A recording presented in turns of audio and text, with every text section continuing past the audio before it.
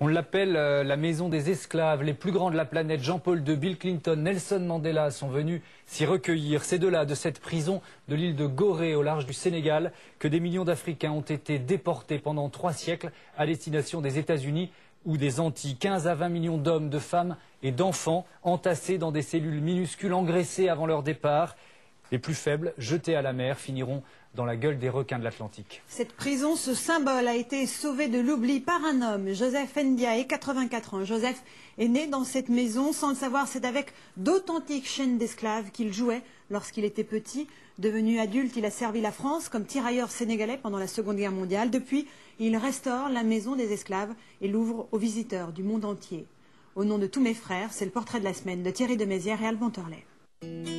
Gorée, petit bout de terre caressé par les flots et pourtant mémorial et sanctuaire de la pire des histoires. Gorée, l'île du voyage sans retour, qui garde la mémoire de ces mères esclaves qui se suicidaient en avalant de la glaise et de ces enfants qu'on évaluait à leur dentition.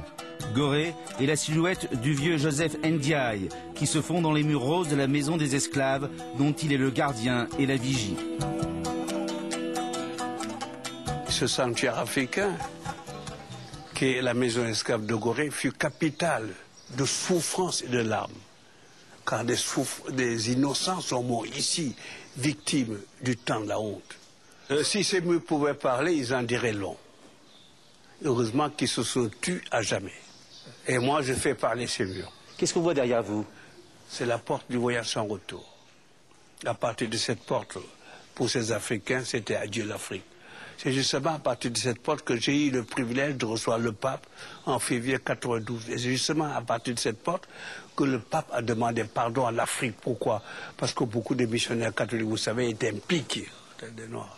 Et très souvent, pour ne pas accéder à cette porte, les Noirs se jetaient à la mer. Ah oui, oui. Et évidemment, accueillis par les requins. Tout autour de Gorée, c'était infesté de requins parce que malades ou agonisants n'étaient pas gardés au fond des cellules, on les jetait à la mer. Et cela attirait justement de requins.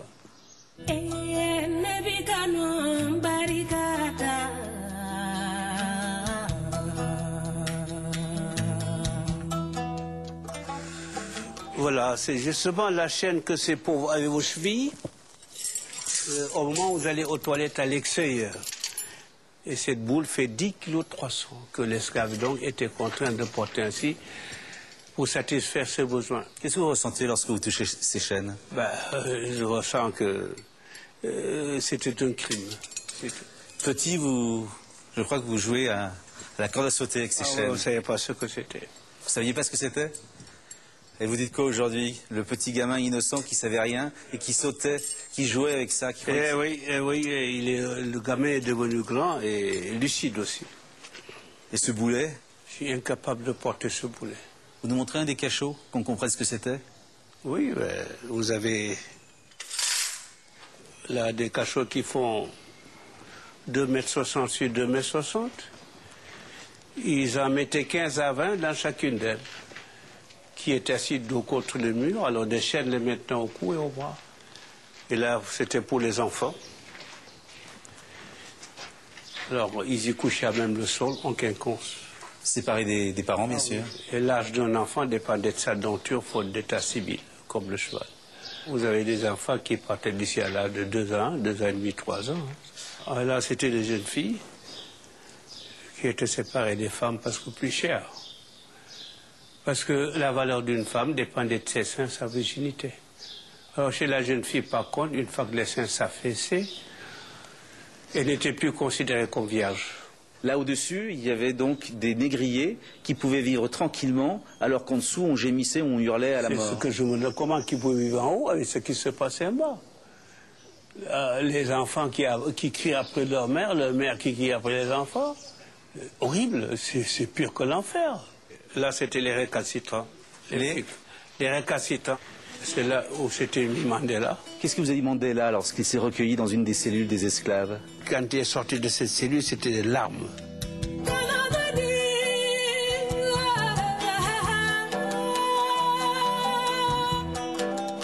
Joseph Ndiaye est le griot et la mémoire de 3 siècles de traite des Noirs, souvent gommés par les livres d'histoire. Vous qui avez été élevé avec l'idée que vos ancêtres étaient des Gaulois avec des grandes moustaches, vous avez l'impression que dans votre histoire d'hommes, de noirs, on a gommé. On le croyait dur comme fer, mais au fil des temps, quand on a grandi, on a vu que c'était faux. Vous avez l'impression que l'histoire officielle a gommé l'esclavage? Ah oui, c'est sûr. Et que le colon fait tout pour évidemment effacer la tache noire. Et vous saviez très peu de choses sur la traite des Noirs? Très peu. Ils commençaient déjà à conclure que si l'esclavage a duré 300 ans, c'est parce que les Noirs ont bien voulu vendre les leurs. Ça vous fait mal que des Noirs aient pu fouetter d'autres Noirs? Ah oui, oui, ça m'a fait très mal. Et jouer le jeu finalement des négriers? Les négriers. La complicité est certaine, on ne le renie pas, nous, en tant qu'Africains. Et les collaborateurs, il y a une certaine collaboration, des Noirs qui étaient aussi durs à l'endroit de leurs frères. Ça rappelle un petit peu nos petits capots pendant la dernière guerre. Les Français se souviennent. Voilà, nous avons eu aussi nos capots, nos collaborateurs, qui ont facilité le trafic aussi des esclaves, il faut le reconnaître. Le vieux Joseph sait trop que le sang ne se répare jamais, mais il sait aussi que la mémoire des esclaves nègres d'hier coule dans le sang des Noirs d'aujourd'hui. Est-ce que ça reste ça dans la mémoire à jamais des générations après, cette blessure-là? Ah oui, c'est indélébile. Indélébile. Indélébile. Par exemple, le terme de nègre est quelque chose qui vous blesse ou encore? Non, non, le nègre c'est mon appellation. Nègre? Oui, je suis nègre, à 100%. Vous le revendiquez? Oui. Au nom de cette mémoire d'esclaves? J'aime mieux nègre que noir. Pourquoi? Parce que noir c'est une couleur, nègre c'est une race. Vous avez été un tirailleur sénégalais, l'un des derniers vivants, donc vous n'avez aucune haine à l'égard du blanc? Pas du tout. Et mes meilleurs amis sont des Français. Mais vous qui êtes si habité par la mémoire nègre, par la mémoire noire, par l'esclavage, est-ce que vous avez eu un moment dans votre vie une sorte de révolte, de ressentiment, de haine finalement que le blanc ait pu faire subir ça aux noirs?